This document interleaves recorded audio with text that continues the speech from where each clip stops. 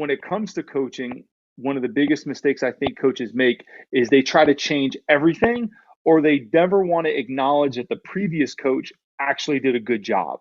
So I always ask, when was the last trainer you worked with? Who was the last coach you worked with?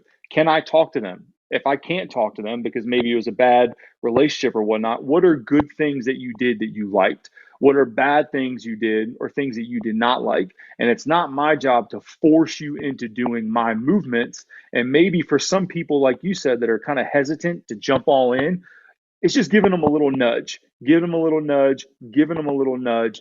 And what I always do with athletes is I always meet them on their terms. So if I have a football player, we go to the field. I watch their tape.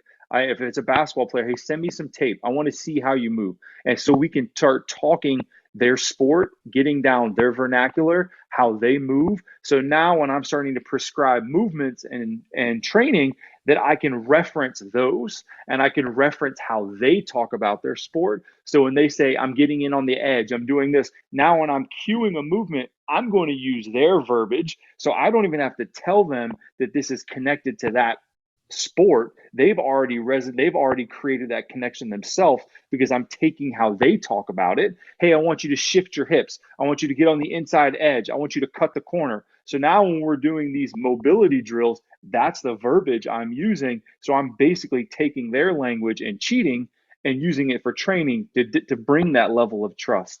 Yeah, it's just about doing your due diligence, isn't it? And taking the time out of your ego or your coaching schedule and go, this is the person that's going to come in with.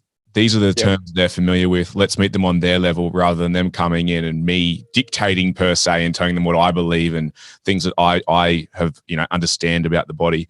And then on that, I really wanted to know, you sort of touched on it, but it really segues in quite nicely. How have you worked in with the other coaches in professionally and privately? Because I know that I had a quick little scroll through your Instagram feed prior to this, and I saw you were working with Paul Favourites not long back.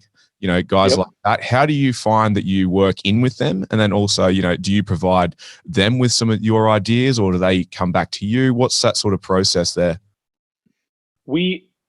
This goes against everything that's in the coaching world, but I want all my friends to win. Like, I'm not competing against them. There's so much money. There's so many clients.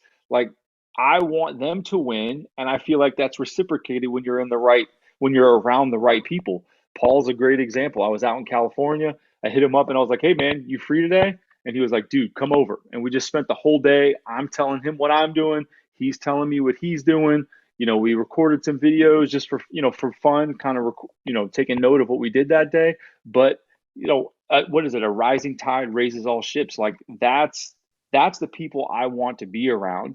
I was talking to a coach maybe a couple weeks ago, and they were talking about how do I differentiate myself against other coaches and how do I compete against them? And they were like, well, what do you do? And I was like, you can't compete against someone that wants you to win. Like, I want you to succeed. Of course, I want the profession to push forward. I'm not going to, if you're doing a good job, why am I going to say anything negative about what you're doing at all? So I want to connect with these people. I want to reach out. People say there's no such thing, or I don't have an ego. Everyone has an ego. That's bullshit. Anyone that says they don't have an ego, that's a very egotistical thing to say. But it's when those coaches, like if I can reach out and learn something, I want to. And if I can bring some value to them, and that's the trade-off is, trading a little bit of knowledge, sweet. I'm not thinking about connecting for something greater, but if I can learn something from anyone, I'm down.